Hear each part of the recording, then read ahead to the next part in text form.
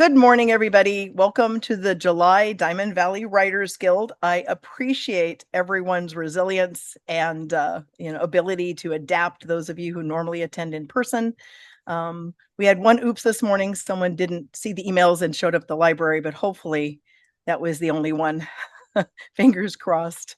For those of you who don't know, the library had their air conditioning went out and they've been closed, and I got the call very late on Wednesday, so we kind of scampered just to revamp things a bit. Luckily, thank you very much that Angela was already a Zoom speaker, so we weren't having to reroute someone coming in person, which would have been a much more difficult task.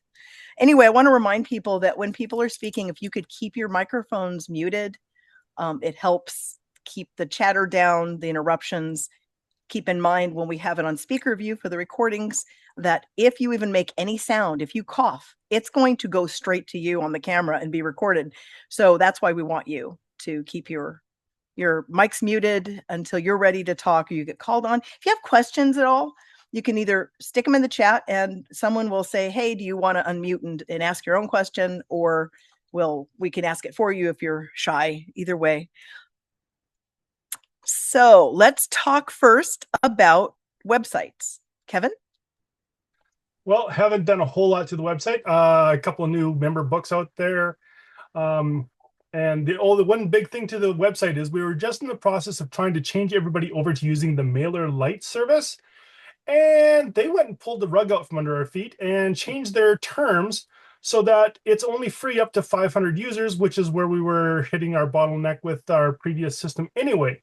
So we've gone away from the whole MailerLite system and gone back to the way we were doing it. And after doing a little bit of finagling, we've managed to figure out a way to continue doing it our old way without running into the bottlenecks. So that should solve most of that stuff. And like I said, all of the newsletter links on the website have been changed back to the old way. So that's it for me. Okay. Well, thank you. Kevin is our vice president as well as our webmaster and all around tech guy when it comes to anything online, web design, social media. I don't know. We couldn't do it without him. So he's a fabulous, fabulous resource to the Guild. Absolutely. So I'm going to go on to Lynette next. Are you there, Lynette? I am. Hey, okay. Good morning, She's everybody. Talk about the Guild Gazette, and then if Aaron wants to tag on to that once Lynette gives her part of the report, then please feel free. Absolutely. Well, one of the exciting things about being a member of the Guild is that you get to share your successes in writing. And we put those out in our Guild Gazette, which Erin has taken over. Thank you, Erin. And she's doing a beautiful job. There is a deadline if you want to make the current issue, and that is the 20th of the month. So send your shout outs to the Guild either through the email, or Kevin has made an amazing little link on our website, and you can click the button and you can submit it that way. Excellent. Do you want to describe what could be included in a shout out, or what kinds of things that members could submit to be put into the Guild Gazette? Absolutely. They can talk about anything in their writing journey, whether they have a new book out, whether they got a book deal, whether they're publishing, on their own and they've got a launch coming, speaking engagements, book signings. For example, I've got a book going right now. I just got the cover suggestions. So I'm picking out my cover from my book coming out December. And so it can be little successes like that, or even, hey, I submitted to 5 different agents, got 5 rejection letters, and now I've got that behind me and I'm going forward. Anything to celebrate your writing process.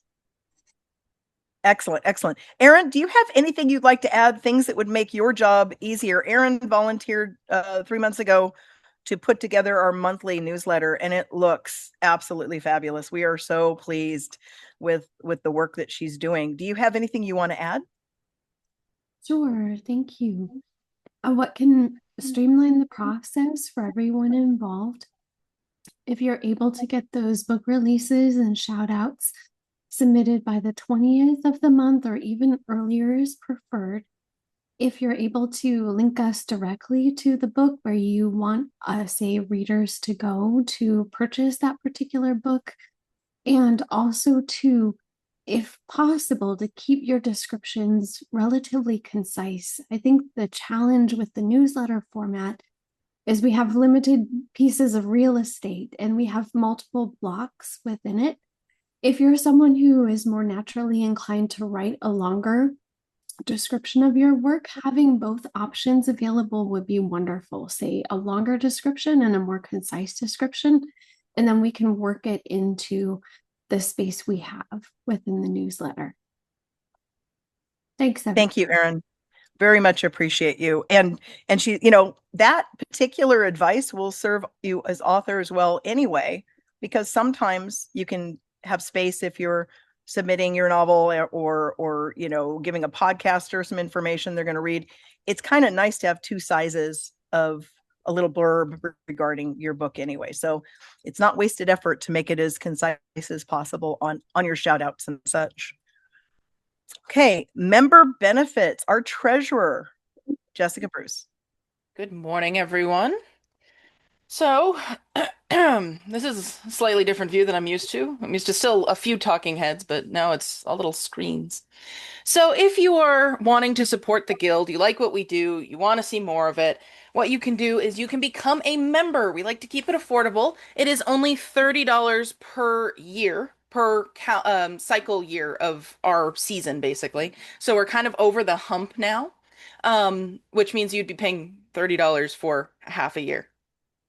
If you are in college, it is only $15. If you are in high school, it is only $10. Now, we don't just take your money and run. No, we give you things in return.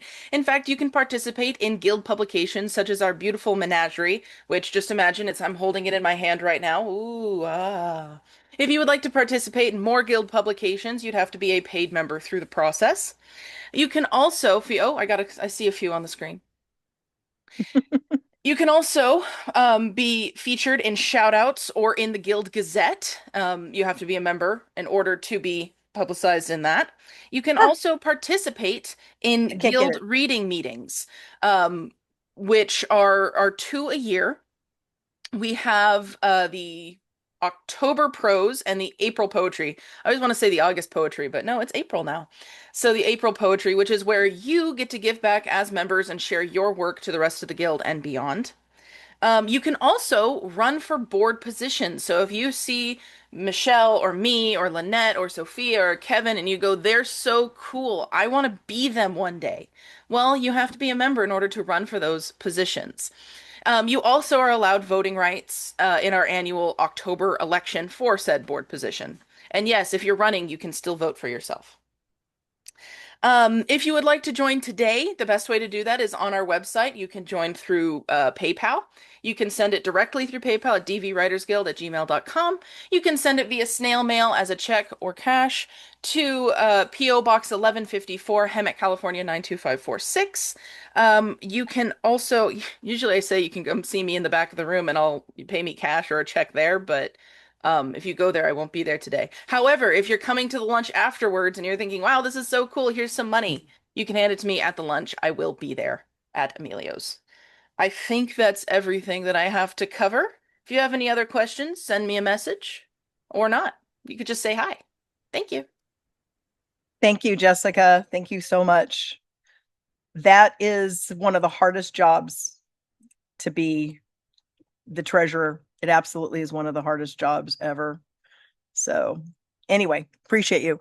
Regarding volunteers, our election, as she said, is coming up in October. There are going to be 3 positions up for election: vice president, secretary, and member at large. So if you have any interest whatsoever, reach out to one of the directors or me, and we can tell you what's involved, what it entails. We would love to have some new involvement at that level, making decisions and directing which way we're going as an organization. Tech team, again, usually we're at the library, always happy to have help there. I know Angela's on Zoom today, and she always comes and helps, and we've got a nice team, but people get busy. So it's kind of a good idea to have kind of a revolving group of people for that. The last thing for volunteers I want to say is we're looking for people to run accountability groups. And you'd say, well, what's that? it's not a critique group. A lot of people say, are there critique groups? The Guild doesn't sponsor critique groups. We'll try to direct you to people if there's any that we are aware of. But accountability groups would be a group that would meet maybe once a week, twice a month, once a month via Zoom. And it's usually involved with a particular genre or a particular interest. Like maybe you're writing a memoir and you want to be in a memoir accountability group, or you're just trying to do the National Novel Writing Month coming up, and you want another group of people that you can lament with on how you didn't make your word count, or celebrate with that you did, or a romance group, or a kids lit group. We've had that before. We're looking for people who would like to spearhead a group like that on a monthly or bi-monthly basis, just so there's more connectivity within people who have a common writing interest. So if you're interested in that as well, please, again, reach out and we'll be happy to kind of connect you. So Jessica, for some reason, you are pinned or something. I don't know why. Trying to figure out why you are pinned. Well, if you want to hear more from me, I can just keep blathering Well, on. we're seeing a beautiful beach and it's very lovely. I took that photo myself in Kauai. Yeah, good. So I don't know why you are, but I have it on speaker view and you're the one that it's showing me. So is there something on your end, or is there something I need to do?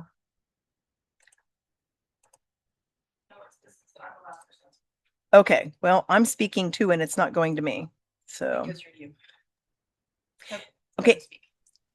Hey, Michelle. I'm going to pin myself for just a moment, just so you can see me. So I'm going to go to John. John, did you have a question regarding something? You should be able to unpin.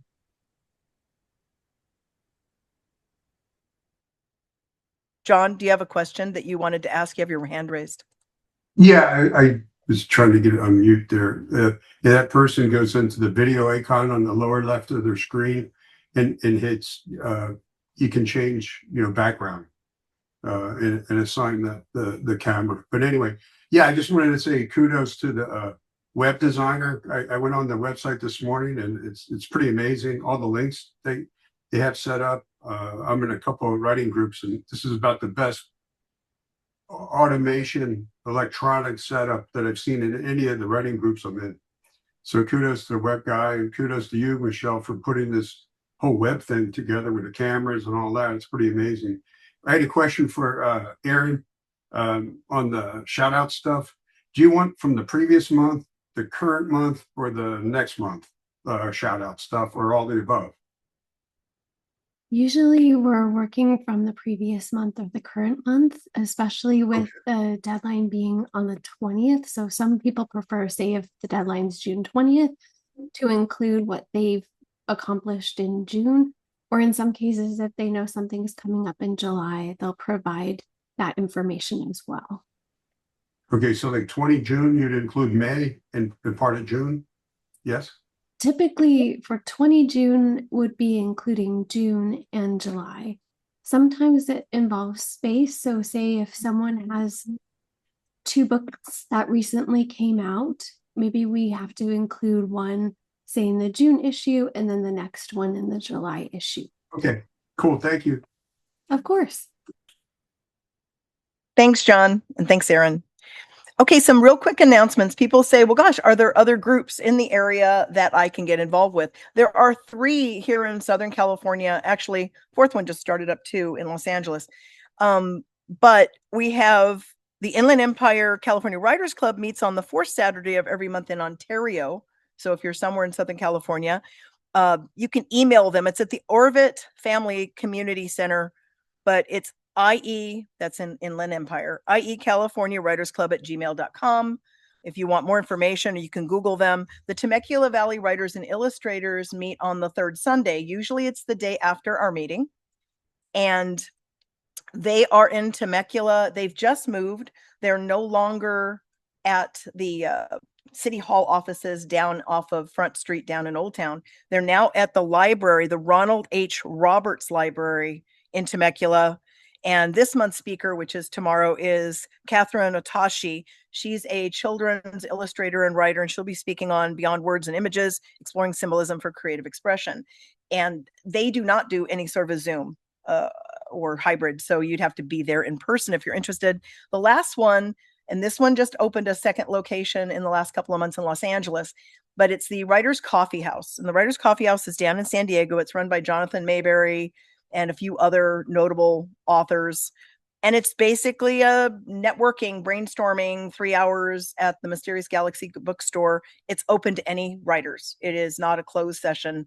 And it is from 12 to 3 on the first Sunday of every month. So I like to let people know that there are lots of opportunities to connect with other writers, which is our goal, is to make sure that people know that they're not alone out there. Let's see. Successes. Now, this is one of my favorite parts of our program. Anybody have any successes that they would like to announce that have happened in the last month since the last meeting? I see Jan there. So, Jan? Actually, this was a question from what you said earlier about announcements and being a member and stuff. I am doing some research and background information for a company that's doing their 50th anniversary, and I'm writing all the background stuff, the voiceovers for the videos and stuff like that. So does that count really as a book? Because you guys always talk about publishing books or articles and stuff, and I'm going like, I'm not actually publishing a book, I'm not publishing an article, but I am doing the research that authors do, and I am writing the background information that's used for the voiceovers. Does that constitute a shout out kind of thing? Do you Oh, understand what I'm asking? Yeah, absolutely. Here, let me pin myself again. Absolutely. I mean, writing is writing, whether you're tech writing, whether you're ghost writing, whether you're doing fiction, nonfiction. Sounds like, what you're dealing with is predominantly nonfiction. Is that correct? That's correct. Nonfiction. Okay. Yeah. And so does anyone want to weigh in on this? But I feel that writing's writing.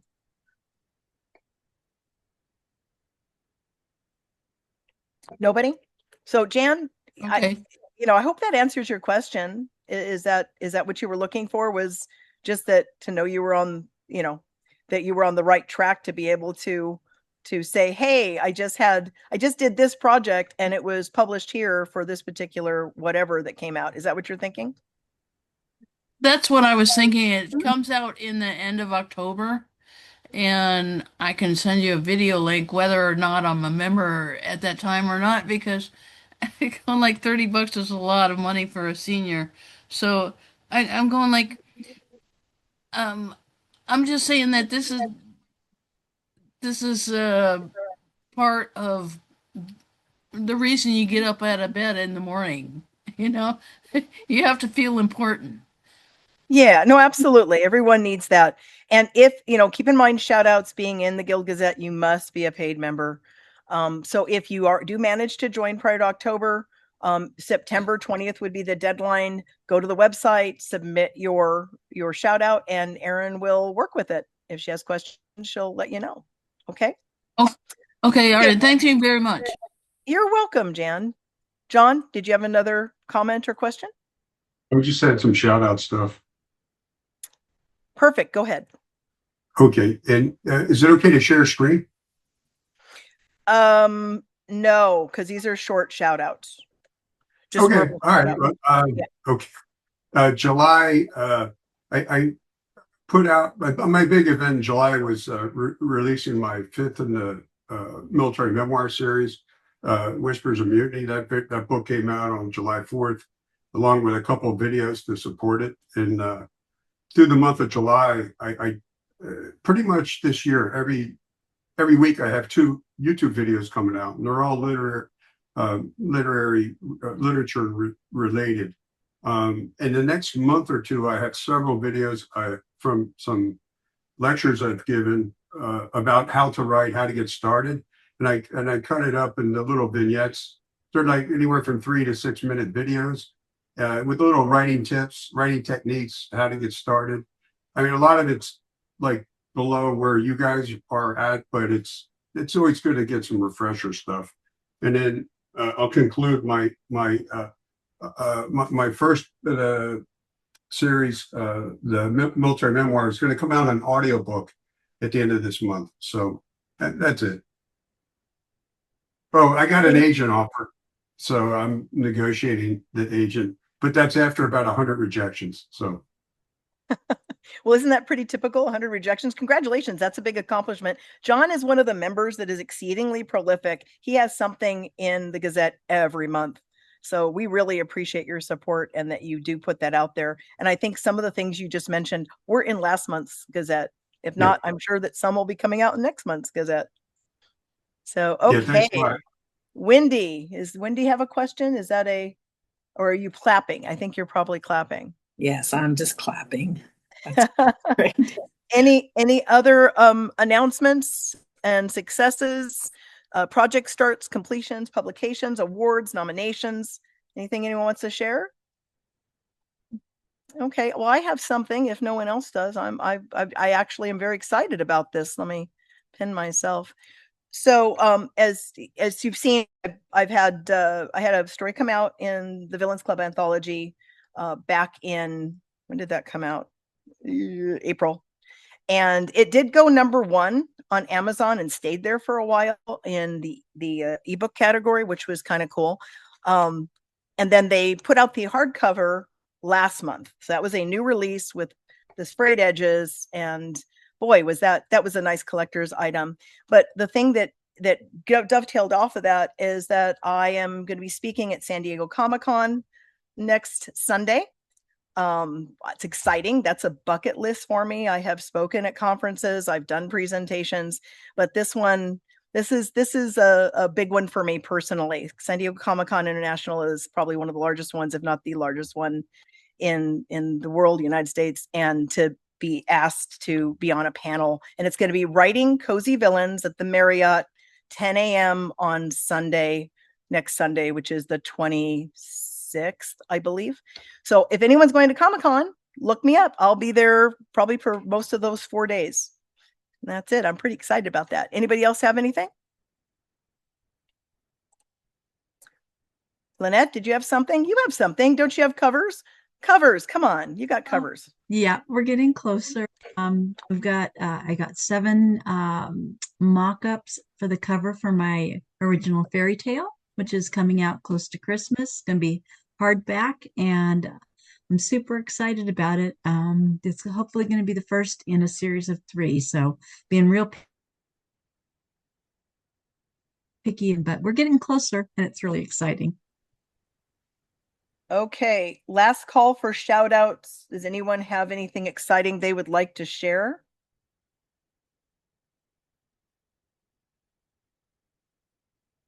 Okay.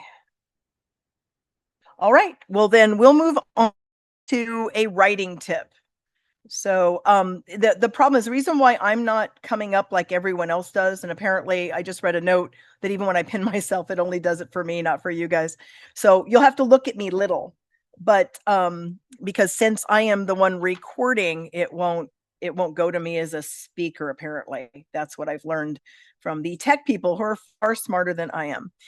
So one of the things that people are constantly asking, and there's a lot of confusion over, is what constitutes flash fiction, a short story, a novel, a novelette, novel.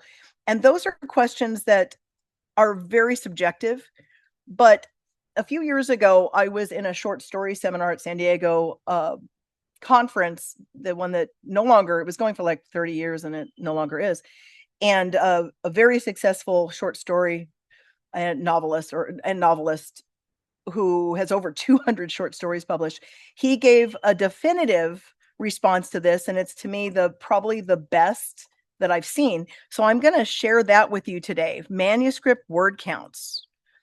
And again, it's subjective. So if it's different than you've heard or different than you believe, there's no hard and fast rules. I am going to put it in the chat, but flash fiction is usually 1 to 1,500 words. Shorts, which is a subclass of short stories, are 1,500 to 3,000 words. And then you have short stories, which are typically 3,000 to 7,499 words. Novelettes are over 7,500 words up to 17,499. And then novellas, which a lot of people are writing novellas these days, are typically 17,500 to 29,000, or excuse me, 39,999. And then typically, if it's over 40,000 words, it's considered a novel. So again, don't shoot the messenger. I've just found that that's pretty accurate. And I wanted to share that because that is a question that comes up over and over and over again. And so I'm putting that in the chat in case you want to cut and paste it. And then the other thing is people always ask, well, what's typical word counts for certain genres? Now we know what the different types of stories to novels are, but what about genres? And so I'm going to put that one in the chat as well. And again, these are just guidelines from some people far smarter than I am. And you've got, I'm not going to read them all, but you have memoir, self-help, fantasy, science fiction, romance, mystery. It's all in the chat. Horror, dystopian, contemporary, thriller, suspense, young adult, middle grade. And these are just guidelines, but I think this is important information as a writer, because a lot of times when we're working on a project, we don't know what it is. We finish it and you're going, gosh, is this a novella or is it a short story? And so word count plays a lot into that. And so that is our writing tip for today. And that's it. Okay, is everyone there? Yay. Okay. And I know you got to look at Lynette's smiling face the entire time, but there wasn't much I could do about that. So let's move on to our guest speaker. And I'm going to have Erin, please unmute and introduce our guest speaker for today. So today, everyone, we have the great pleasure of having author Angela L. Hoy join us. And she is going to be teaching us a great deal about writing memoir. This is such a beautiful and unique genre with its own conventions and considerations. And perhaps this conversation today will help spark many more memoirists in the Guild. Angela's bio is, Angela L. Hoy has always loved storytelling and books. She studied English literature and writing, ultimately earning a bachelor's degree while enjoying a career in communications. Never too far from the ocean, Angela lives and writes in the beautiful Pacific Northwest. She has published a memoir, Children Born of Wildfire, is a contributing essayist in 70 and Speaking Up, and posts regularly on Substack. As well as writing, she is a hobby photographer and posts her photos, poems, and reflections on social media. You can connect with her on her website at angelahoywriter.com. Thank you so much for joining us, Angela. Let's give her a round of virtual applause.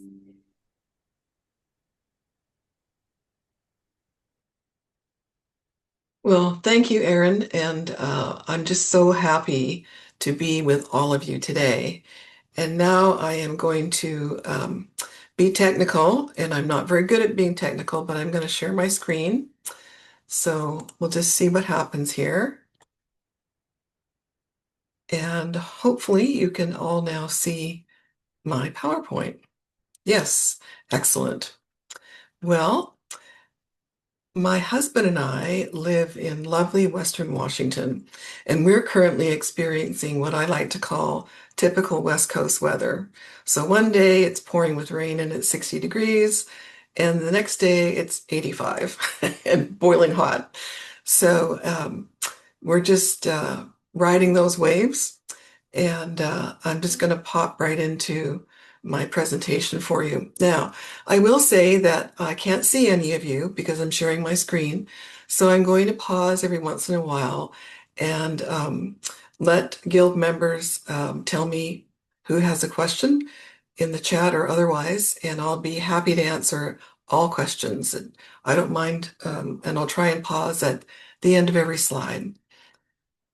So a couple of quotes to get our juices going here. Joan Didion, who wrote A Year of Magical Thinking, and Leon Uris was, in his day, a famous novelist who wrote a number of historical novels.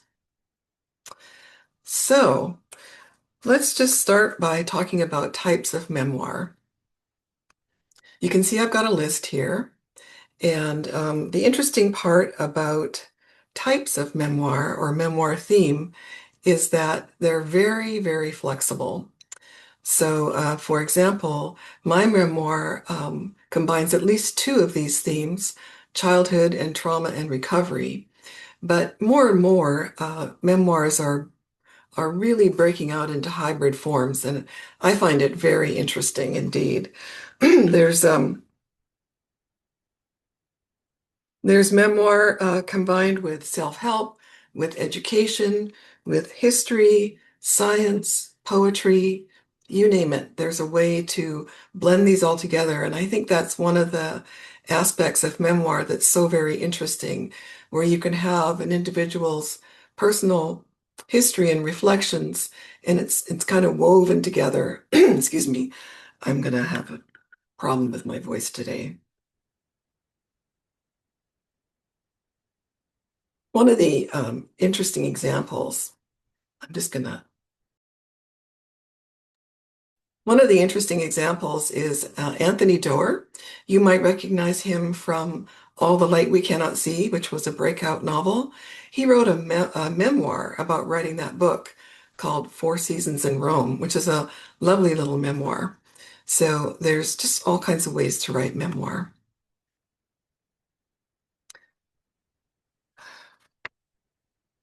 I'm going to talk a little bit about memoir. So memoir is not an autobiography, but it really is just a slice of your life. And I've given just a few examples. There's many, many more. There's, lots of travel memoirs. There's high achievement memoirs. The list goes on and on. In the photo, I have included some of my very favorite memoirs that I've read, and my library has about, I don't know, 40 or 50 memoirs in it. I've always loved memoir. Um, the Glass Castle, Jeanette Walls, that was one of the memoirs that kind of inspired me to write my own. My very favorite memoir that I've read to date is Refuge by Terry Tempest Williams. This is an older book. A 25-year anniversary edition recently came out.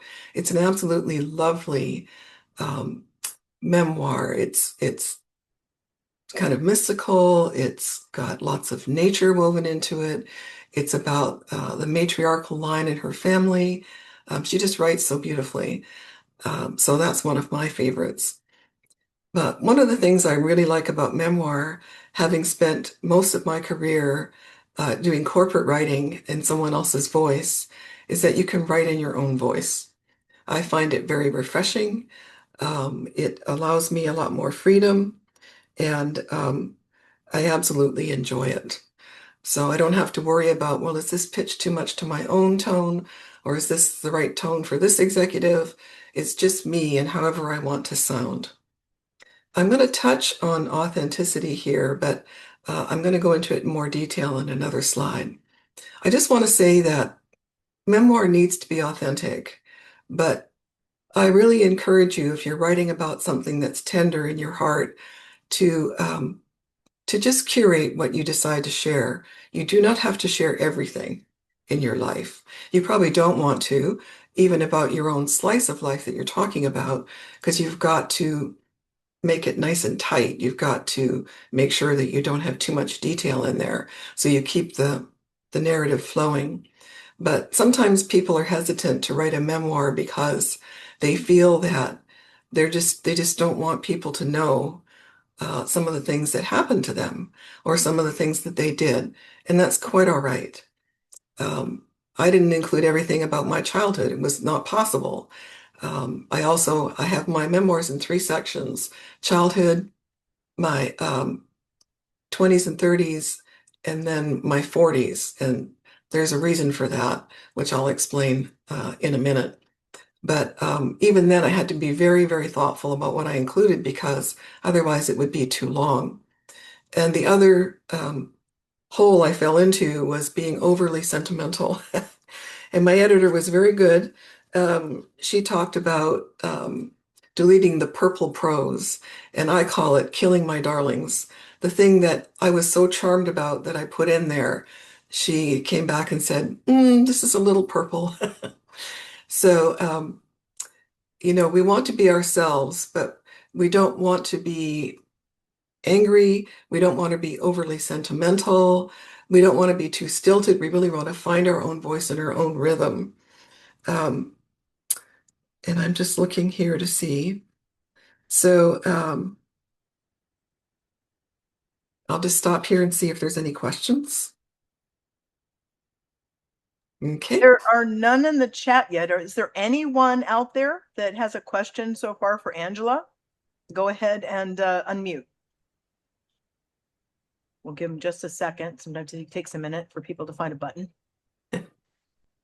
Okay, I don't see any. Go ahead. All right. We'll just carry on. So, finding your story. This quote from Mary Karr, who wrote the memoir, The Liars Club, and then she wrote another memoir called Lit.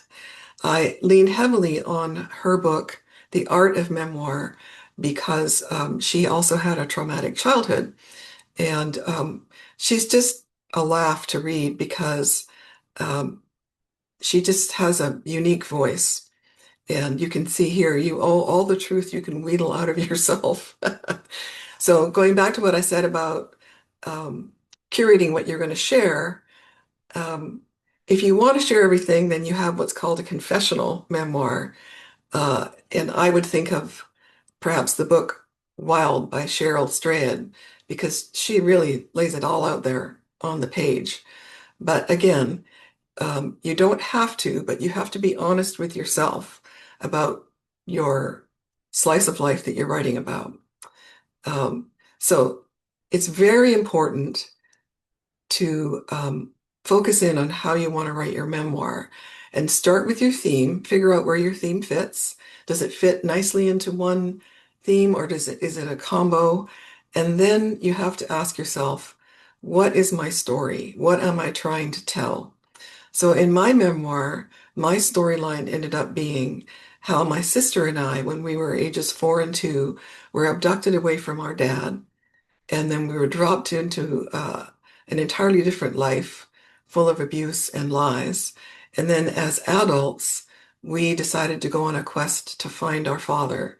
And we did find him ultimately. So the memoir has a happy ending. But you really have to be clear on what you're writing about, because that will tell you what you should and shouldn't include. So you also have to ask yourself, why am I writing my memoir? And Mary Karr says, what is haunting you? But I could also say, what inspires you? What intrigues you about your your childhood, your life?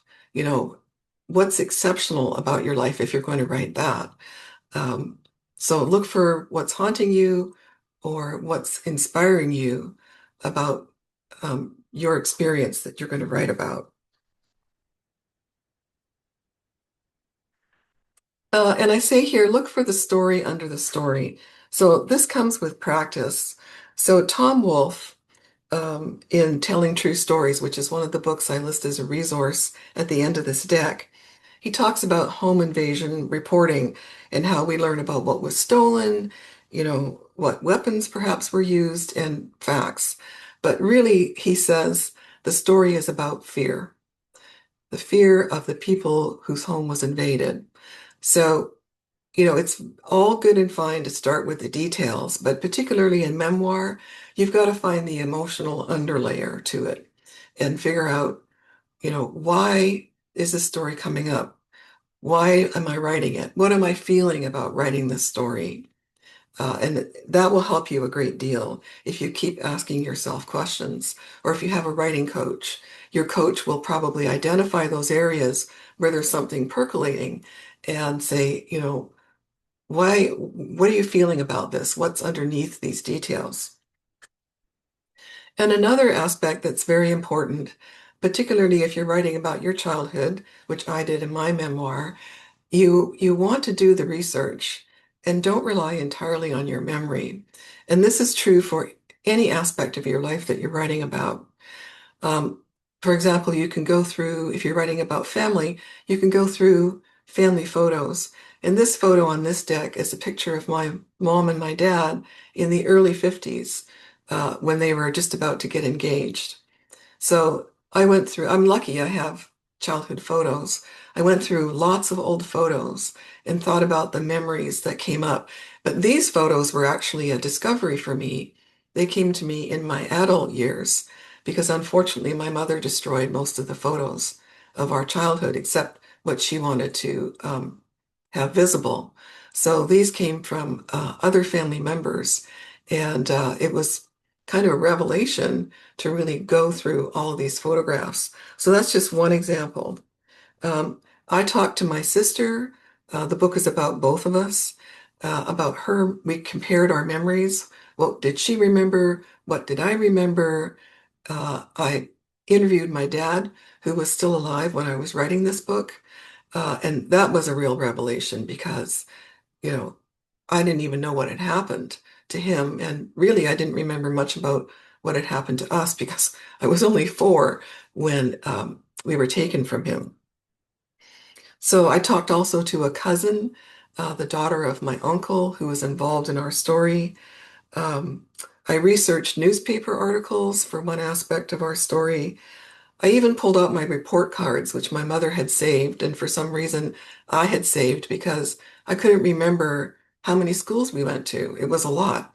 And it also helped me realize when we had moved from town to town. Um, and so there was all of that to go through. And then I had written a number of stories and poems as a teenager and as a young adult that I had kept, and I went through all of those. So find out who you can talk to who also remembers what you're writing about, if that's at all possible. And I was very fortunate that I had family members to talk to, and particularly my dad, because he revealed a great deal to us that helped me in writing the book. And I actually include a chapter where I'm talking to him, and I recorded it, so I have the actual narrative of what we both talked about, and it really helped me in setting the tone for that chapter.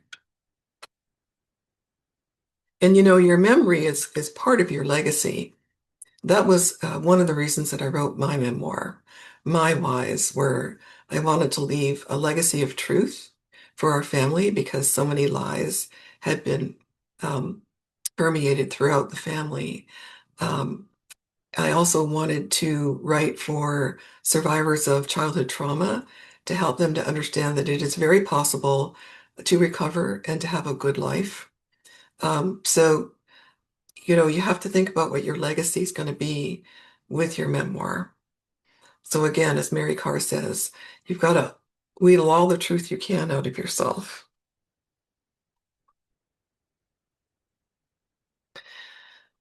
Um, the quote here, most memoirs fail because of voice, is very true.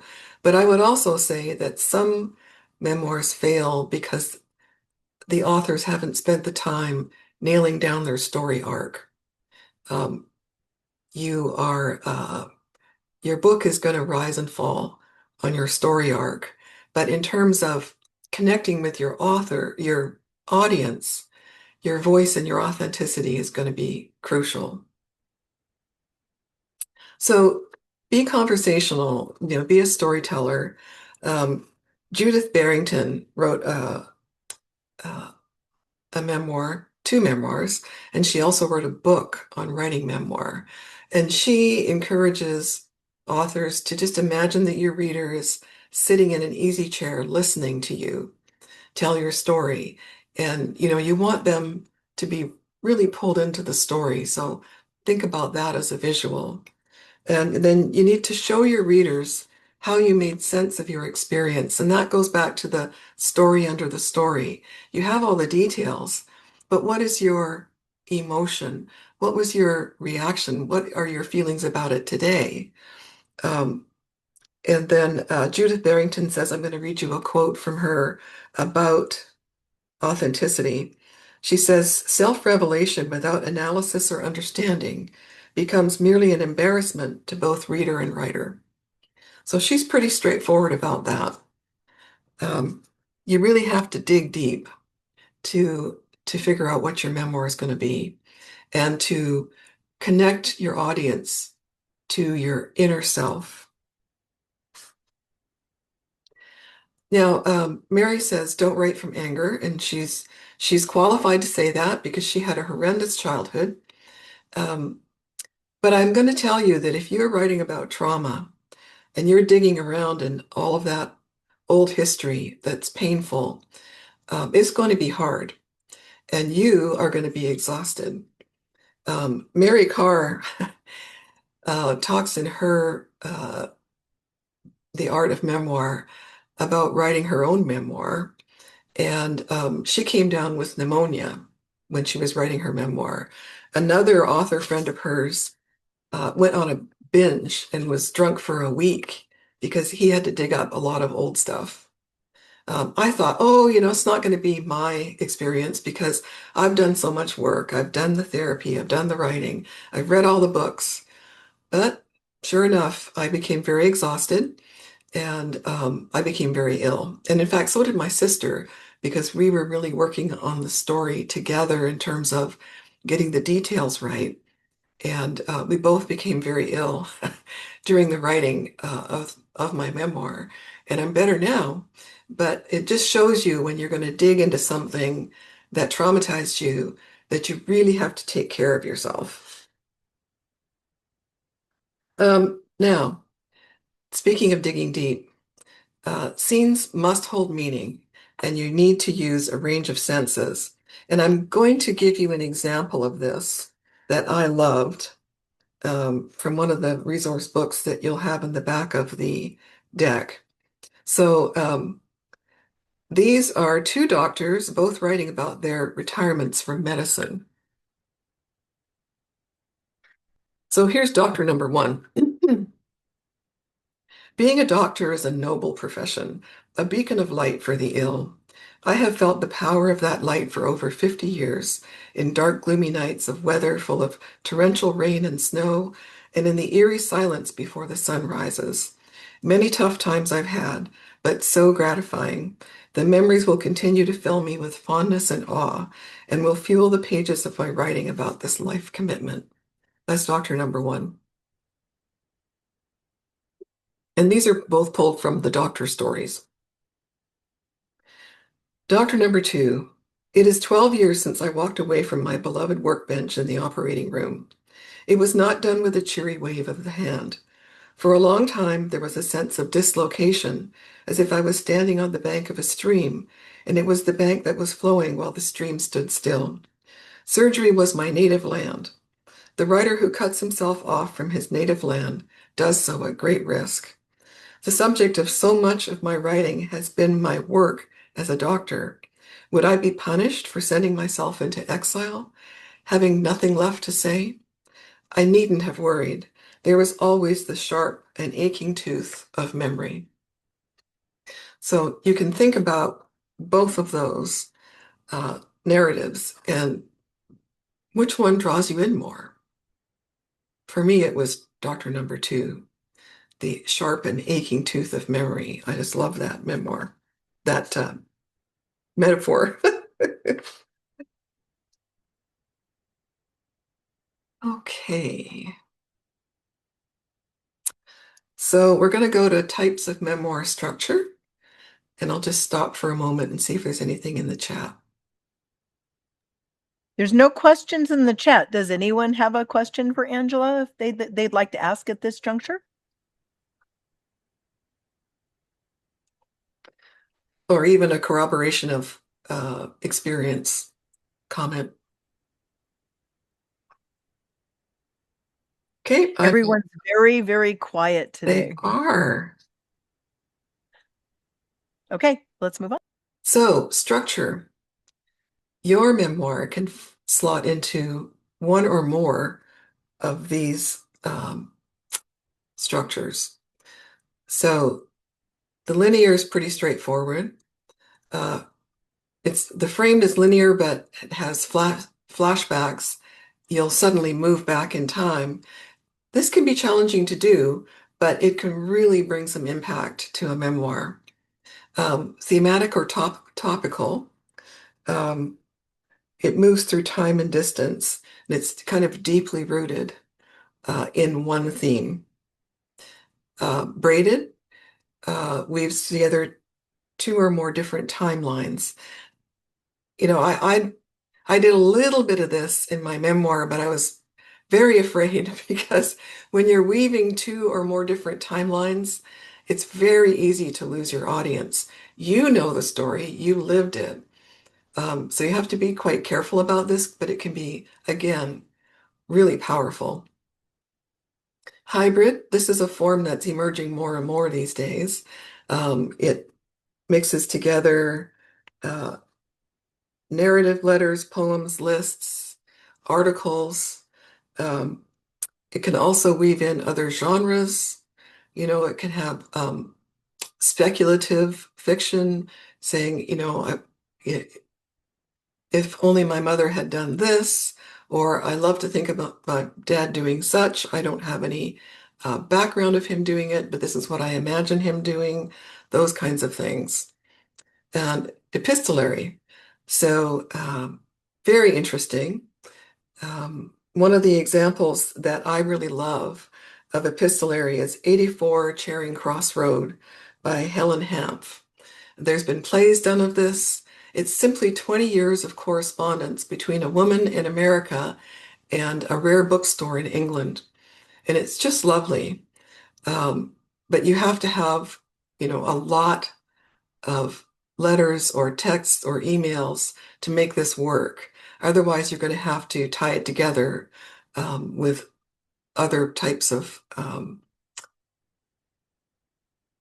structures. I'm going to give you some more examples of epistolary. Um, and these are older, well, most of them are older examples. The letters of Nancy Mitford and Evelyn Waugh, they were mid-century writers and they had sharp pens. They would go back and forth with their wit, and it was very funny. And then a more contemporary book is Between the World and Me by Ta-Nehisi Coates. This book is Memoirs framed as a letter to his son, and it's about his life, and he's talking to his son. And some of you might remember Heartberries by Therese Marie Mailho, and I may not be pronouncing her last name correctly. And this is her story about growing up as an Indigenous person, framed as letters to her lover. So, you know, there's lots of different ways that you can structure your memoir, but again, you need to be thoughtful about it and think about what's going to go where.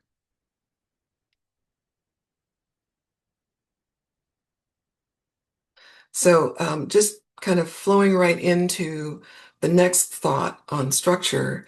Um, Speaking of timeline from the first bullet, I had a collection of stories. Then I built a timeline for my life using all of the materials that I've talked about earlier. And it was really important to have that timeline. And I worked with my sister and my dad on it because, you know, my memory of when things happened sometimes differed from theirs. And I heavily relied on my dad's for part of our childhood because, you know, he was an adult at the time. Um, and I had a few emails with my uncle before he passed away, and other materials, but that timeline really helped me stay on point. So I would say, and that would be a very important part of writing a memoir. And we're talking about word counts, Michelle. Um, Word counts are also dependent on what your publisher expects. So, you know, I labored over my first draft and it was only 38,000 words, which is could have been okay for a micro memoir, but it wasn't enough for a full memoir, in the opinion of my publishers, and they were right. Um, I would say for a memoir, your goal should be 60,000 words if you're going to write a full book, because there's going to be editing, there's going to be things taken out and things put in. Um, when I handed off my first manuscript to my editor at 38,000 words, they accepted it. And then once I had done all the formalities, my developmental editor came to me and she said, "This is a great start, but you're missing a whole section."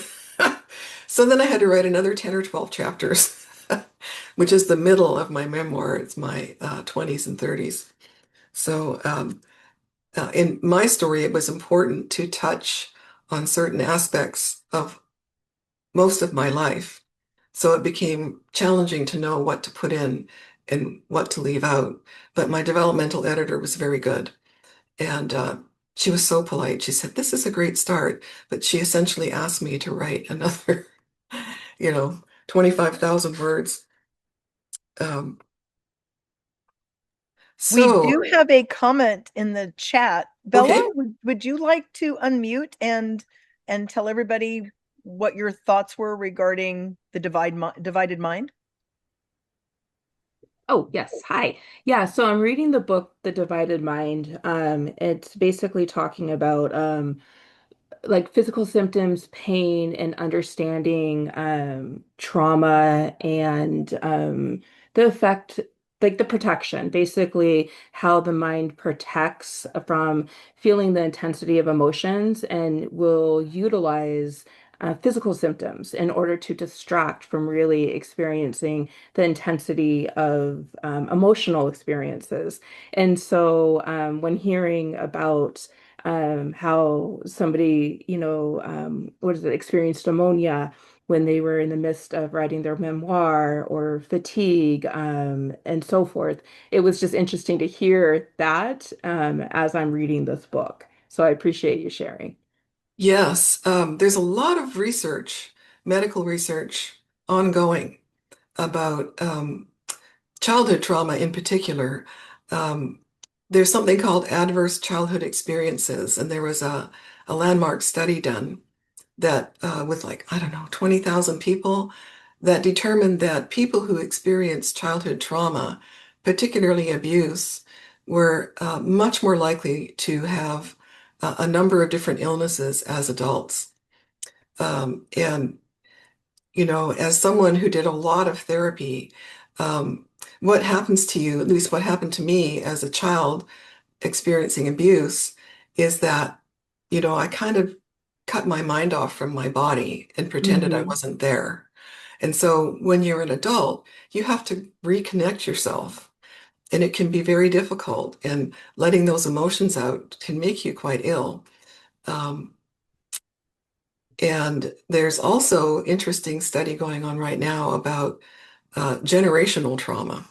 Yes. So that's another area where we don't know a lot, but we know that there's something going on when one family member experiences extreme trauma. For example, World War II.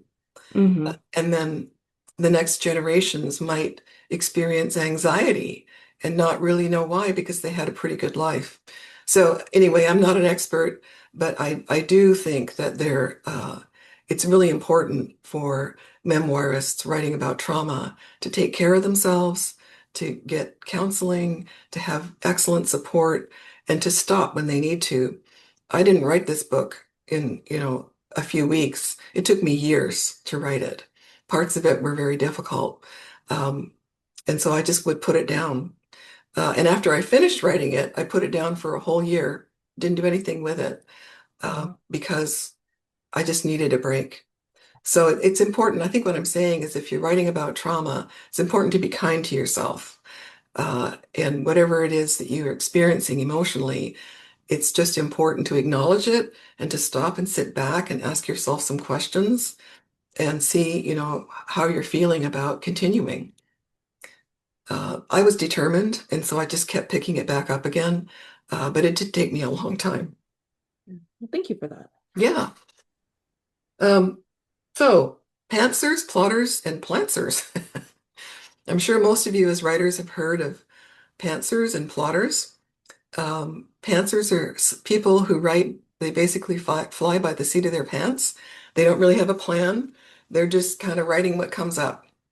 And I'm not criticizing it because some authors do very well with this.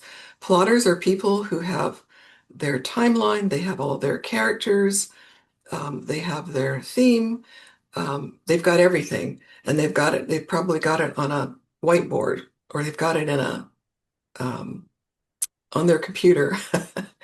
And both ways are good, uh, but both can fail. And so I read this great article by The Right to Practice about plantsers, people who pull a little from both. And I think that's where I've ended up. I'm mostly a pantser, um, but I have kind of evolved into a plantser. So if I write another book, I'm going to be quite a bit more organized about it, but I'm not going to be rigid. And we'll talk about that in a minute too. The important thing is to find what works for you. And we were talking about taking courses and classes from authors and others, and I'll talk about that too. So, it's important to try and figure out what's your method going to be. But at the same time,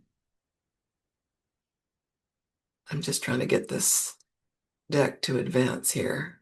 There we go. Um, you can have the best plan in the world, as Renee Gilmore says in this quote, but it often falls apart once the words start flowing. So it's good to have some organization and some structure to what you're doing, but it's also good to be flexible. And now I'm going to talk about all the surprises that happened for me as a first-time author. I've been a writer for most of my adult life, but I had never published a book. And it is very different. And all of the authors are going, yes, it's true. So in case you haven't got the nuance, this is a deer in the headlights in the picture. Um, get used to revising. You're going to revise and revise and revise. And revising really can make or break a book. So just as long as you have people supporting you that you trust, like carefully choose your editor, your developmental editor in particular, as long as the people surrounding you in this process are people that you trust and respect, you'll be fine. Just keep revising until you have something that will shine. So talking about being flexible, I did fly by the seat of my pants writing my memoir. I wrote a lot of stories, and then I had to figure out how to connect them all and how to flesh some out and where they belonged on my timeline. And even though I had a timeline, I had to move a couple of chapters quite late in the editing process. And that led to repetition of detail. And unfortunately, not all of it was caught in the editing. So if anyone reads my book, I'm going to apologize in advance. You're going to run across some repetition. And I'm going to talk about choosing a publisher. Now, I know that in 2025, you had a publisher come and talk to you, and that was Lisa from Running Wild. And, everything she said was so right on. The door to publishing has blown wide open, and, debut authors may not know what is the right path for them. So then it's important for you to ask yourself, why am I publishing this book, which we talked about earlier? And I had a kind of a double goal that I wanted to leave a legacy of truth, but I also wanted to encourage other survivors of childhood trauma. And so I wanted to publish this book in a way that was going to appeal to audiences. But I didn't want to pitch it because I knew I could only pitch to small presses because I would probably not find an agent, and it was going to take a lot of time. And I was trying to get this book published before my father died. I almost made it. He passed away 4 months before it was released. So I just didn't want to wait 2 years. I was already in my late 60s. I had I just didn't feel like I wanted to give a year or two to pitching. I just wanted to get the thing published. So I went with a hybrid publisher. And there's more and more hybrid publishers today. And I know that Lisa talked about them. So what I did was I chose a publisher, and then I checked in with the Independent Book Publishers Association while I was at a book festival. They encouraged debut authors to come to them and get advice. So I did. and I gave them the name of my publisher, and the organization said, "Oh yes, she's been on our board, the owner." So I felt pretty reassured that I had chosen well, and I went ahead with hybrid, which can be called self-publishing because you make an investment. But that's not to say that someone else might not want to try and publish traditionally. If you've not published anything before and you don't have a big audience, say on social media, a big following, it's probably going to be hard to get a traditional publisher. And most of the time, you have to have an agent to get a traditional deal from one of the big five. So, if you want traditional publishing, I would suggest a small press would be a good way to start pitching. And then some people self-publish and they do very well at it. I met through friends a best-selling author who publishes only on Amazon. And he's done very, very well. And he publishes in print and in Kindle Unlimited and Kindle. And he was generous. He gave me more than an hour of his time to help me figure out what I was going to do. And there's a lot to Amazon. And when you're thinking about the fact that there's 4 million books published every year now, that's a lot of books.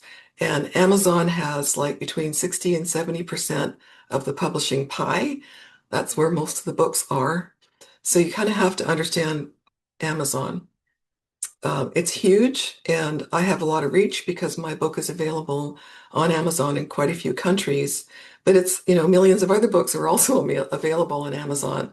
So you have to figure out, how you're going to make your book stand out, if that's even possible. Let's see here. Oh yeah, I looked around online for resources and I found quite a few different organizations and groups that freely give of their knowledge. And, Diamond Valley is one. I mean, anybody can listen to these recordings and membership is accessible and you get a lot of help. But I found the Nonfiction Authors Association, and they do quite a few free seminars online. And so I signed up for a whole bunch of them and I learned a great deal. So, find your resources online and make them work to your advantage. Um, I'm not going to talk a lot about finding your audience because I'm no expert. I'm still working on it myself. But here's what I've observed. I follow some authors, mostly on Facebook. That seems to be where most authors have the biggest audience is on Facebook. So my advice is to be authentic. Don't just harp on about your book or books, but talk a little bit, or in some cases, a lot about your life. Some authors are just very open. Play to your strengths. So if you're looking to build an online audience, which is what I'm doing, I follow Abby Jimenez. She's a romance author. She happens to be very funny, and she has 268,000 followers on Facebook. Novelist Joyce Maynard is reflective and passionate and very authentic. She has 111,000 followers on Facebook. And then Amy Betters Midvid, she writes about being a teacher and about parenting. And she's also quite funny. And she's got 170,000 followers. Now, I don't know that many of us will get to those levels, but I have found by watching them, my following continues to grow. It's quite small on Facebook, but I'm up just about at 700 followers, which is so small compared to these very well-known authors. But to me, I started my author Facebook page right about the same time that my like 4 months before my book was released. And I had like 20 followers, my friends and family. So I feel pretty good about hitting 700. So let's just see if we can get this deck to move. There we go. Okay. Two, two, two.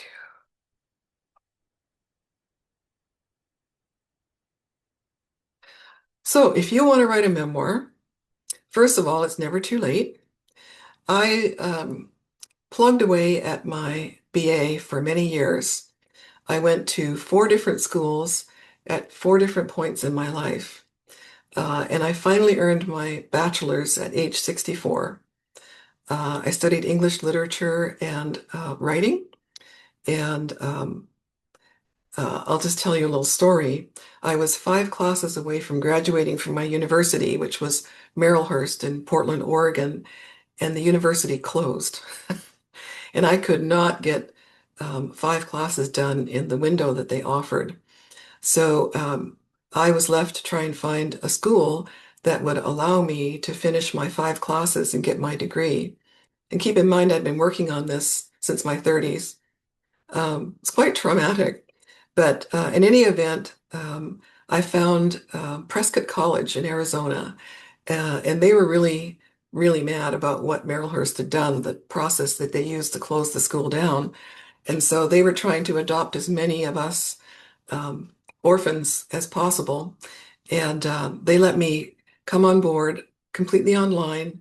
They even hired some of my teachers, some of our teachers, to help us finish off our degree and charged us the same that Merrillhurst charged. They just went out of their way to help us. And I ultimately finished at age 64, and I traveled down to Arizona to get my degree. I thought for a minute there I'd lost it all, but they accepted all my credits. They were just wonderful to me. So I'm just going to keep harping on story arc and structure. Is your story arc strong enough to carry a whole book?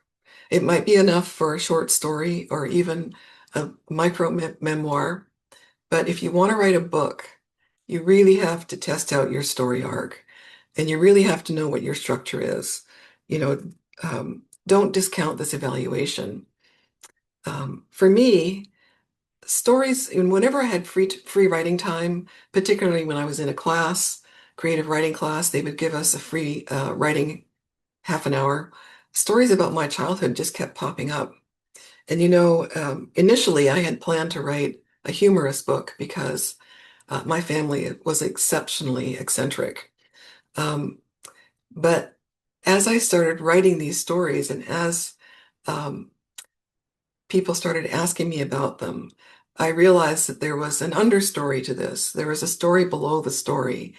And I had relied on humor for a long time to carry me through all of this trauma and the memory of it. But I knew I needed to write a different kind of story. I left some of the funny parts in because you kind of have to have some relief in the childhood section of the book because, some of the stories are just ridiculous. But my family was just strange. Um, so just keep asking yourself, do I have a strong enough story arc? And is my structure right? And then test your ideas, find your feedback team. So initially I had my family and some friends. And then when I sent out my ARC, my advanced reader's copy, I sent them to authors that I knew of, that I had some very tenuous connection with, and I was waiting for feedback from them. And, I was um, prepared for them to say, this stinks. You've really got to start all over again. But they didn't. And they told me what they liked and where they had questions. And some of my readers were journalists, very good at detail. And so they helped me quite a bit. So, you have options too. You don't have to just sit down and write a book. You can start small. You can write an essay. Um, you can write a micro memoir. For example, I read a lovely short memoir called And Always One More Time by Margaret Mandel. She also used a hybrid press. It's a lovely little book. It's very literary, and it's on the topics of grief, love, and self-discovery. How she lost her dear husband. They'd been together for many years, suddenly after a drastic illness, and how she carried on and how she met her second husband. It's just a really nice little story. Um, on Substack, which is a platform that I discovered a couple of years ago, there are a number of people who are writing memoir one story at a time. So they're testing out their chapters basically by publishing them in Substack for their followers. And it works well. People will give feedback, and you can approach some of the more dedicated followers and find out whether they would want to be an alpha reader for you. You might choose to write a micro memoir. I'm recommending 3 authors in Substack that I follow. Chris Kavanaugh, he's a memoirist, and he's gradually writing his memoir through Substack. Douglas Halpert, he's a novelist, and he just tried an experiment. He wrote a story, and this is fiction, and published it. And then his readers were like, we have to know more, So he started publishing a chapter every couple of weeks, and people just hung on that. And so now he's going to do other things. And Rona Maynard, she's just a wonderful writer. She was the editor-in-chief of Chatelaine magazine back when we actually had print magazines that were basically one of the only ways to find new writers. And she is now in her 70s, and she writes in a memoir style. She writes about her life, and she has written a memoir called Starter Dog about her first dog, which she got after she retired. And she is so authentic, and she answers every comment with very, very thoughtful replies. So if you want to take a page out of her notebook, follow her on Substack. She's just wonderful, and I have so much respect for her.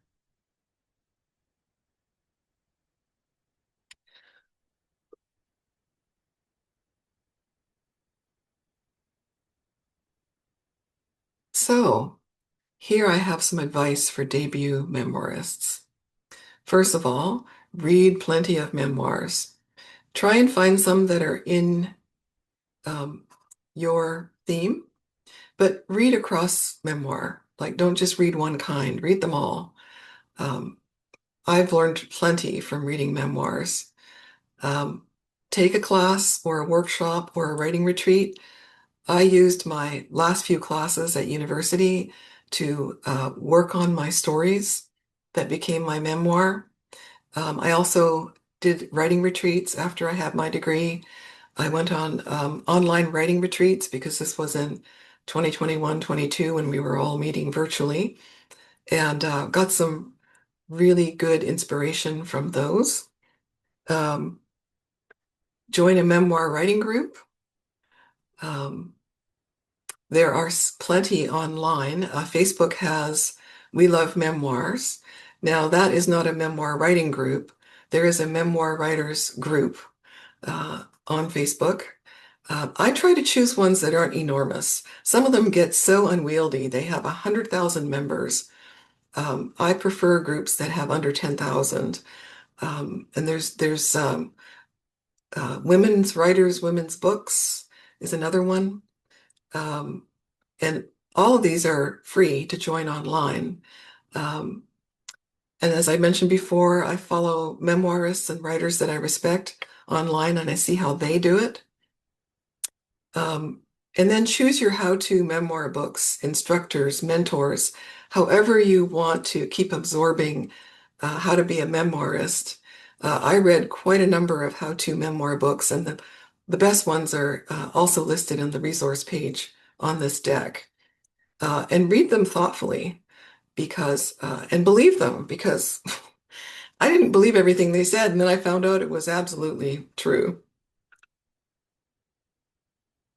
And this last piece is just so important. Write, revise, get feedback, and do it again. Um, Revising really is very important. And you have to have people you respect who are commenting and editing on your manuscript, because if you don't, it's not going to work. They have to understand theme and structure and story arc and all of those things. Nobody that read my book as an advanced reader had not published a book. They had all published a book. I will also say that there's a lot of paid groups out there that charge real money for you to be a member. Um, I was thrifty about the different groups that I chose to join because I just didn't have a lot of budget. The Nonfiction Authors Association is a little pricey. Um, they're for me anyway, they're like between 300 and 400 a year. Now they give you a lot for your membership, but I just didn't feel like I wanted to do that. So I joined the Pacific Northwest Writers Association because they're in my area and I can go to their conferences, and the International Memoir Writers Association because they're on the West Coast, and because they both offer plenty of free resources. They offer networking and opportunities to submit writing. And even the Pacific Northwest Writers Association, they offer awards, which you can put on your book cover. And neither of them charge a lot of money. It's well under 100 a year. So, and they're both run primarily volunteer by very committed writers and authors who want to help others. So, definitely join other groups like the Publishers Association that I mentioned. They're a little pricey, but boy, you get a lot. I've gone to the Tucson Festival of Books a number of times, and they always have a presentation there, and they have a booth there. They're very accessible. You can talk to them. If you want to self-publish, they're a really good organization to join. Um, so, just be curious, get out there and see what's available. And then I'll just stop and see if there's any comments or questions. Okay, wow, thank you, Angela, for amazing amounts of information on memoir. Absolutely. There was a comment in the chat more than anything else, and it was regarding reverse being a reverse planter or being a reverse pantser and plotter. Have you dealt with that before, where people write the book first and then turn around and do their outline after they've written their first draft? Have you come across that particular writing style? I've heard of it, and I kind of started that way myself. I just wrote a whole bunch of stories, just trying to get it out, and then I had to sit down and build a timeline and everything. I've heard of it. It's a lot of work to write a book that way because you've got to figure out, your theme and your storyline and your structure, and you can do it and you can fit all those pieces in there, but it's just a lot more work than if you at least be a plantser like I have become, where you write a few stories, like maybe a dozen, and then you think about, well, could this be a book? And if it was going to be a book, what would the theme be? And what's my story arc? And how would I structure it? And because my book has to necessarily touch all aspects of my life, I broke it into 3 sections. One is my childhood, one is my 20s and 30s, and one is my 40s and beyond. But, I don't have a lot in that last section because really the book is about the first 2 sections, which is all the suffering we went through, including my father, who suffered terribly, and then how we searched for him and the remarkable story of how we found him, and then how our lives have changed as a result. So you can write a book any way you want. And if you have a whole bunch of stories and you want to try and organize them, you can do it. It's not impossible. You're probably going to need help, though, someone who's more subjective. Okay, great. Does anyone have questions for Angela? If so, raise your hand or unmute if no one else is unmuted yet. Looking in the chat, we have a nice mix of writers in the chat. I don't know how many are memoirists, but it all applies no matter what you write. I do have a comment on, you were talking about generational trauma. Mm-hmm. And several years ago, my husband, who is a producer, director, he was working on a show with an actor named John Newton. He'd done Melrose Place and he played Clark Kent for Superman, all these different things.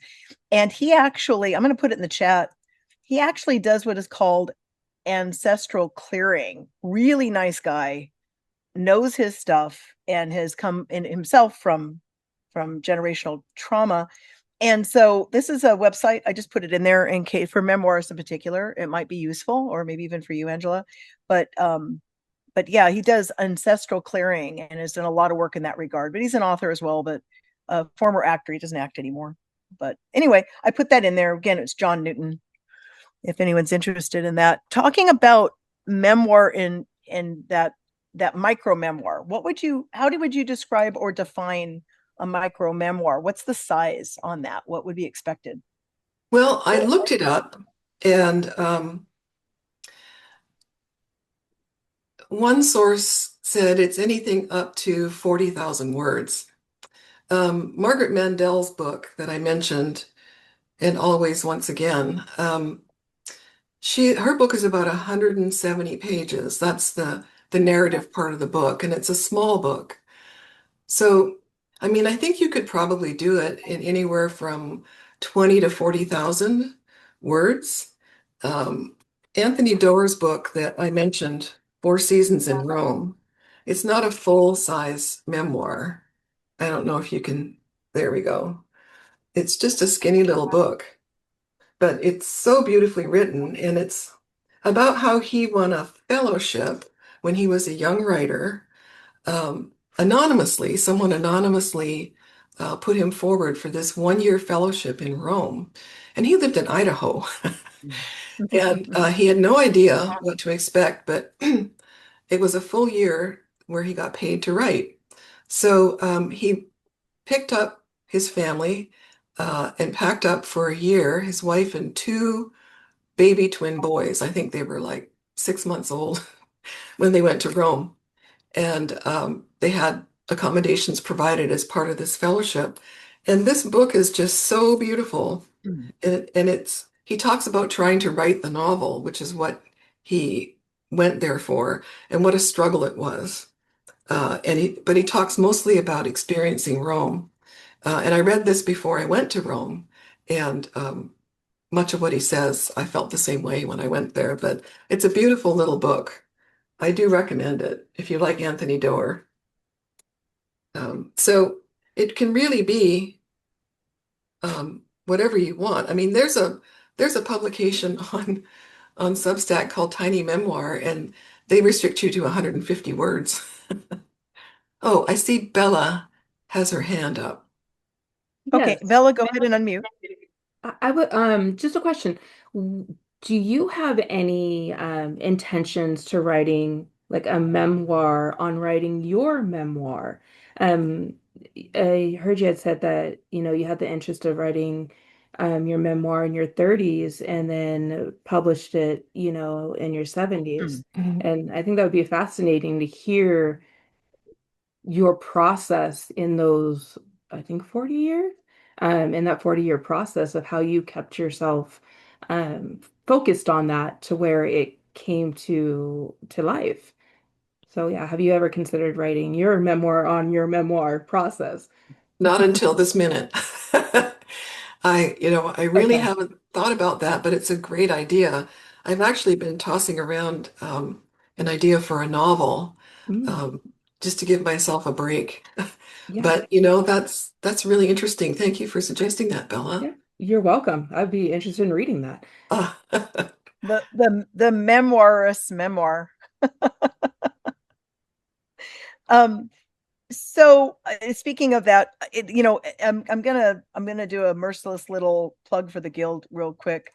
Our anthology, which is called Menagerie, a compilation of stories, poems, and musings. The musings are flash memoir, and everything is under 1,800 words. Some are really short, like a page, but we had a lot of first time authors be published by doing some short vignette that hit the theme of animal related, because that's what it is. And so if anyone's interested to see some flash memoir, I just put that in the chat. But I do have another question for you, Angela. What do you personally think is the biggest hindrance or reason why people don't, if they have a story to tell, but they don't, they're afraid to? What do you think the biggest hindrance is to somebody starting to write down their life experiences? I think it's fear.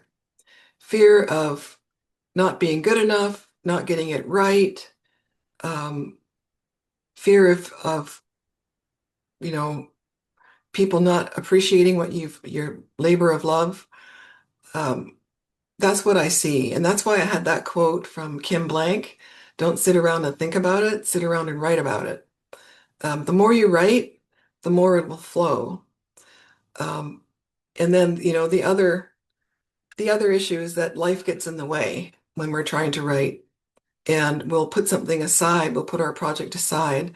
I mean, I was trying to write some of this when I was working a more than full-time job and going to school part-time. So it was very difficult. In my particular case, I put it down a number of times because it was painful, but not everyone has a painful memoir. I mean, some of them are just amazing. Like I have another memoir that I really like. It's called A Pearl in the Storm, and it's about a woman who rowed across the Atlantic by herself. And I forget the author, but if you look it up, you can find it. But it was well written and astonishing. Um, so it's just a matter of dealing with fear and dragging yourself back to the computer keyboard or your notebook and plonking yourself down and continuing to write. So I see that. basically what every writer has to do, no matter what genre they're writing. We have Yes. another question in the chat. Des, do you want to unmute and ask your question? Yes, thank you. Something very interesting occurred to me as you were talking, Angela. I'm not a writer as such. I'm not a poet as such. I do a lot of writing, but as Michelle was saying earlier, it's in business, for business writing, and of course that is writing too. But the thought occurred to me that while we don't know what our individual religious background is, we all come from different faith backgrounds, and the stages of writing a memoir are almost parallel to the discovery steps we have to go through in our faith journey. Kind of just a parallel thought to all that you're talking about. Because in writing, as you said, we discover ourselves. And we have to revise and be honest and review, and writing itself helps us discover. And just about all of the experiences in our lives are leading us somewhere. And depending on what we're seeking, we tend to move in that direction. And it's just a pleasant parallel to the concept of faith journey, as well as writing our memoirs, depending on what end result we want. That's a really interesting observation, Des. It also makes me think of Codependence Anonymous. I joined Codependence Anonymous in my 30s when I was trying to start working through all of my family dysfunction. And they have some established steps that you need to go through that are based on Alcoholics Anonymous. And they talk about a higher power. Not everybody has a faith tradition or a spiritual practice, but Correct. for me, it worked. There were steps I had to go through, and you really do have to do self-recovery if you're going to be in Codependence Anonymous. And I was shocked when I came there. It's all done um, privately, so whatever anyone says stays there. People would come and just unload the most horrendous memories. And, I was shocked, but I was also encouraged because then I realized that I could share some of my struggles and people would understand. So this whole process, I think what I like to take out of what you've said is that self-discovery can definitely lead you somewhere. It could be to a faith or a deeper faith, or it could be to a different kind of practice, like meditation practice. There's a lot of places you can go if you do the work of self-discovery. For me, in the end, when I finished my book, I over a year of recovery after writing it, I just found so much more peace in my life. I had just put it all down, worked through it. I know how to pick it back up again if I need to, but I just have this sense of peace that I did what I set out to do. I published A Legacy of Truth, and I've told my story for anyone who wants to read it, particularly those who've suffered childhood trauma and those who love them, who just don't understand. Like, I had my husband read one of my later drafts, and he knew some of my story, but he didn't know all of it. We got married in our 50s, and it helped him, I think, to understand. So it's a good book to read if you know someone, any memoir on overcoming childhood trauma is a good book to read if you know someone who's struggling with that. Very good. Very good. Very good. Any other questions from anyone attending? The only other observation I have is that whether you write memoir or fiction, I think that all those traumatic experiences, everything that went into the person you became, that it does inform your writing. Some people either don't have the courage or the desire to put forward whatever they went through in their life. Mhm. But if you're writing fiction, you pull from that heavily. That's been my experience as a writer. So I don't know I if think that, so. yeah, I don't know if that Yeah, relates to everybody or not. I've heard and read numerous authors who pull from their personal life for their fiction frequently. And if I wrote a novel, it would definitely pull heavily from my experience because I write, you're told to write what you know. And even if it's fiction, I have to base it in what I understand about the world. Absolutely. There's a couple of comments in the chat, and just in case there are people out there that um, don't have access to their chat, sometimes if you're on your phone, you can't really follow that. Uh, Erin did find the author for A Pearl in the Storm, and she put the link in the chat. It's Toni Murden McClure. Ah, I think that yes. was the author you were trying to, Yeah. remember. Hmm. And then AK, I'm not sure who AK is, but AK said, for anyone interested, Memoir Writing Inc. is an excellent, comprehensive, and self-paced course in memoir with lifetime access. If anyone has the link for that and they want to stick it in the chat, feel free. Yeah. Okay, any more questions or comments or, information that they want to share regarding memoir? So then I have one last one, Angela, for you. If you were to advise someone who wants to write a memoir or even a flash memoir or a micro memoir, what would be your suggestion in how to start that? Whether you're a writer, quote unquote, or feel you are or not a writer, what would be your number one suggestion on how to make that leap into putting down on paper, what you want to convey to the world? I would say write your strongest memory of that experience. Just sit down and write it out. And you'll probably discern a great deal from that. Because I had one memory that I wrote about all the time, which was based in an experience I had when I was 4 years old. I was hit by a wave, and I was facing the shore, not the ocean, and I was pulled inside the wave and went around and around and around. And luckily, it spat me out on the beach. Otherwise, I wouldn't be here telling you this story. So I wrote that story numerous times. And I didn't realize how many times I'd written it until I went back into my files. So there's got to be one memory that is most powerful about that whole experience. And for me, it was that wave. So that told me a great deal um, about how to write my story. And my second most predominant memory was a recurring nightmare had as a child. And I wrote that out. And my writing coach said, because by then I knew I was going to write a book, but it was a really powerful memory. And my writing coach says, you have to put that as the beginning chapter. And I argued with her about it. No, I want to put the wave first. She said, no, you have to put the nightmare first. And so I finally did it reluctantly, but she was absolutely correct.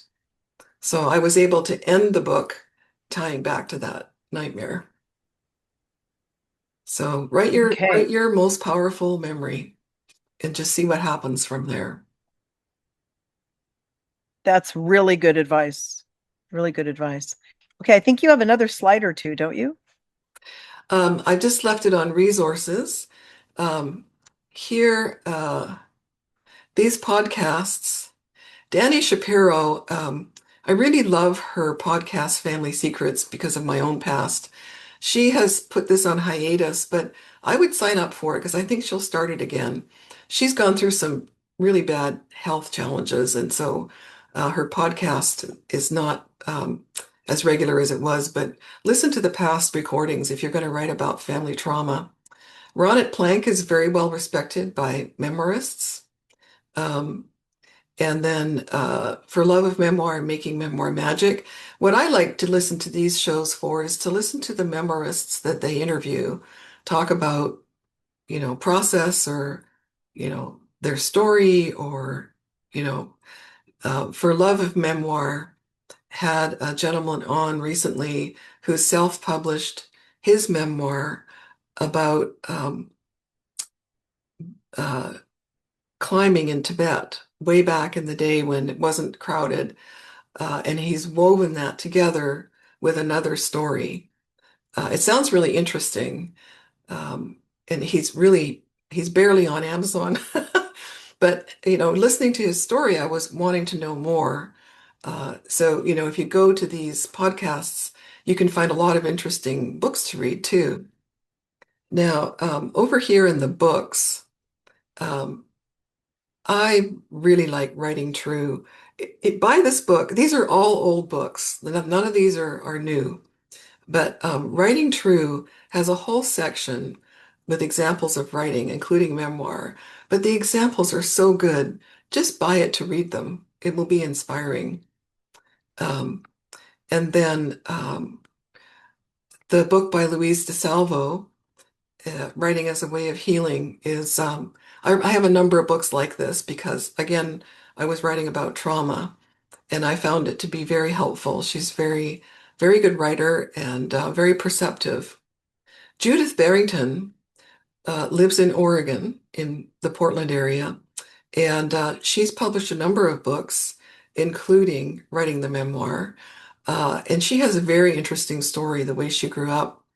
But she's recently been recognized for a book award, so she's worth reading, just even for her style. She's actually a poet, and then she's published a lot of poetry, but I like her books. Mary Carr, um, just read it, even if you don't have a traumatic past you're writing about. Just read her book. It's entertaining, and you remember she has so many sound bites. You remember what she says. And then Telling True Stories, just a very good, solid book. And I tried to give you a few examples on Substack. Linda Joy Myers, she coaches, and she's very good. I pulled from some of her resources for this slide deck. And also Rona Maynard, I mentioned her earlier, she offers coaching, and she's such a good writer. So, if you need a coach and you have some money, I would say talk to Rona. And then Memoirland, Memoir Nation, Brooke Warner and her writing partner started Memoir Nation. Very interesting to see what they're talking about.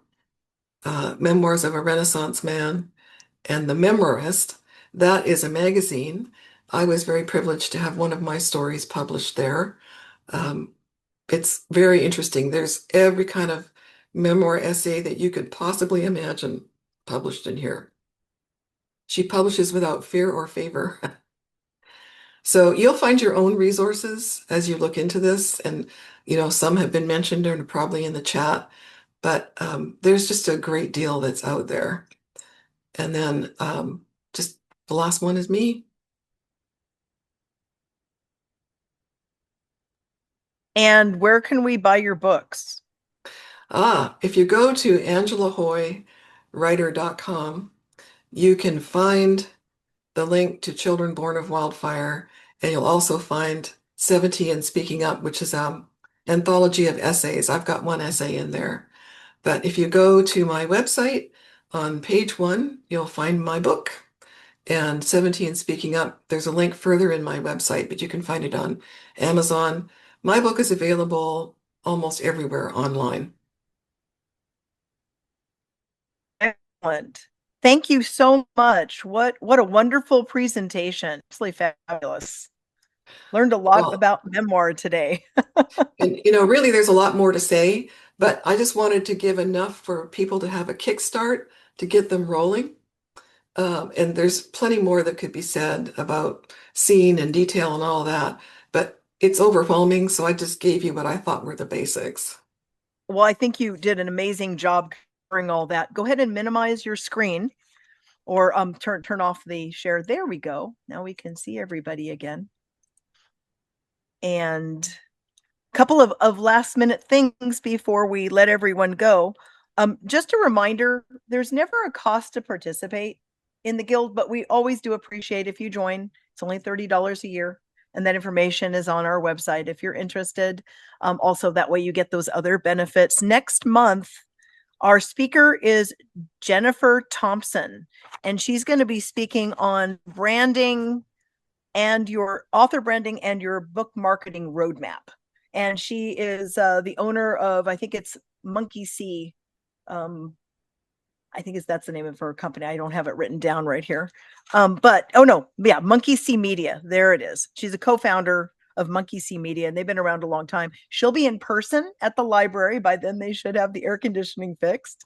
So if you want to come and be able to network with her directly, that's a great opportunity. One last thing, you mentioned Lisa Kastner. And that being said, she has spoken for the Guild 3 times, and she is amazing. Her videos are on YouTube. She is the one who is running the LA Writers Coffee House once a month. I'm not sure of the date because I don't go to the LA one. I go to the San Diego one.